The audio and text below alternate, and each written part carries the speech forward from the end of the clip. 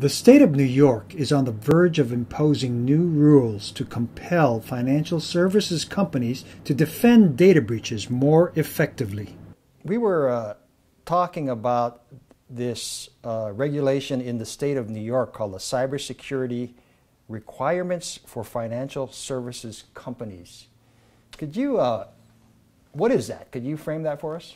Sure. The New York Department of Financial Services has issued a proposed regulation, and it's for financial services companies registered and regulated in New York.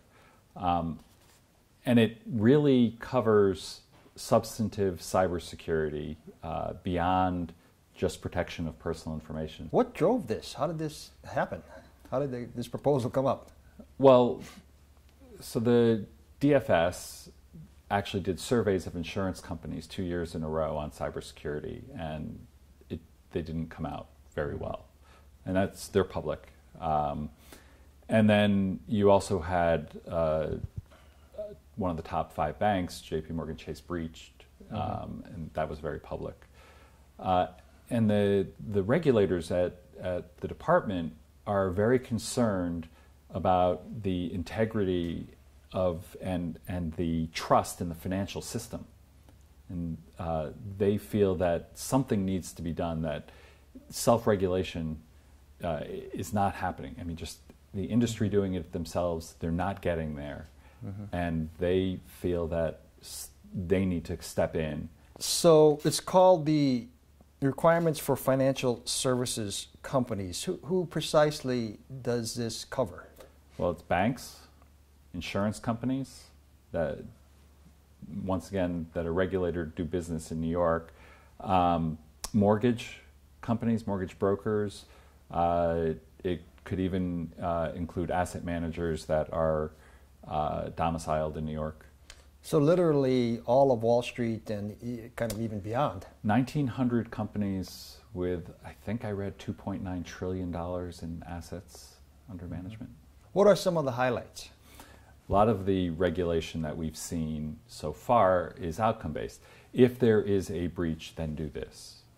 If you need to protect in certain ways, but it doesn't give the detail about the process of what needs to be done in order for that to happen.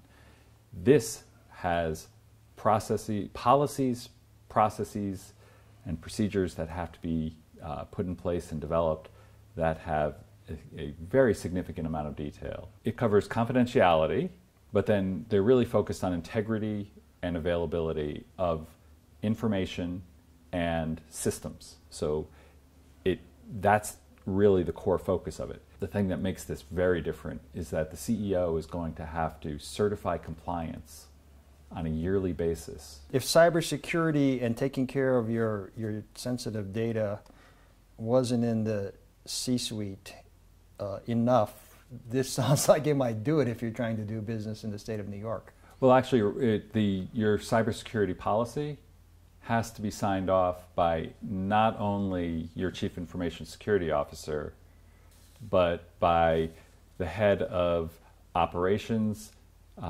management, compliance, risk. It actually forces it into the entire C-suite. It's changing who is responsible for cybersecurity at the institution. It regulates who's responsible. It's different, and then pushes it up to the board. And these requirements were the state didn't just come up with them out of thin air. There's actually been some good history behind how these were derived. Well, so they seem to have actually followed the federal government information security requirements. So government agencies are required to follow an information security standard put out by the National Institute of Standards and Technology, NIST. NIST is a standards body. So this isn't the cybersecurity framework, which we talk about often. This is actually aimed at the NIST standard itself, so the federal government requirements. The cyber crooks go where the money is, right? Right. Let's say your bank was taken down and was unavailable for a month or 6 months. Right? I mean, you wouldn't be able to pay your mortgage or your rent or pay for food. They want protections in place and the ability to restore back to before the event. I mean, it's very substantive.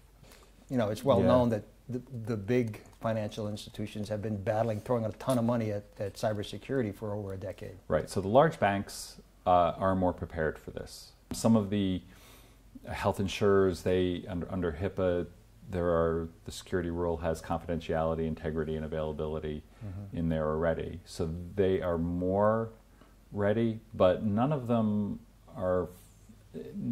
the existing regulation covers what this does in terms of depth and the amount of actual things that need to be done in order to comply. It's really kind of stunning. What's going to be the big event that gets everybody's attention? Well, we've had events and events and events. We haven't had the big event yet, and that worries people. Okay. The power grid going offline in the Northeast in February, and not being able to come back up for a month. Yeah, but we've had the J.P. Morgans, the Anthems, the Sony, endless. Those were major data breaches. Right, but none of them took down an institution. None of them scrambled the information at it. And we've seen this in other places. We've seen it in Ukraine, where the banks were hit with an integrity attack and lost $1 billion to thieves who actually changed the numbers in the accounts and then took the money out. The power grid in Ukraine was also taken down by a cyber attack. There was a cyber attack on a dam in New York. But if you really had a top 5 bank taken out and not being able to service its customers for a month or more, or a brokerage firm, or an insurer, just not being able to be there for their customers for an extended period of time, it really would shake. It would shake everybody. I mean, that would be catastrophic, and the trust in the financial system is critical. So they feel that they have to step in and step in hard, and that's what they've done. It's going to be very interesting to see how the industry, what kind of compliance programs they're able to put in place for this. And it's also going to set a new standard. It's going to lead to litigation when things happen and somebody isn't complying with this. This is setting a new standard of care, in effect, for financial services. And so that may actually have an impact in other states, even if they don't regulate. What's the likely scenario of the timeline? January 1st, it'll go live, and then they have right now, 180-day a period to come into compliance. And I think it'll be very difficult to meet that. You have to put 7 policies, associated procedures in place. You have to then define your controls, test them, and do an assessment on it that can be reported up to the board. I don't think that can happen in 180 days, even for institutions that are mostly ready. So I think they may have to push the date out. So it sounds like the requirements will be will provide the impetus, if nothing. I mean, to focus and create some momentum in doing some of these things to improve security policies, procedures, etc. There's an assessment policy where you have to define your criteria, and you have to have an incident response policy. You have to have a vendor management policy, which is going to require minimum standards for companies that can do business with the financial institution. And then they have to be able to assess it. All these things feed into that certification that the CEO or the chairman of the board have to do on a yearly basis. And what's been the pushback by the financial services companies? Some have welcomed it. There have been some articles even from the insurance sector welcoming regulation. A lot see this as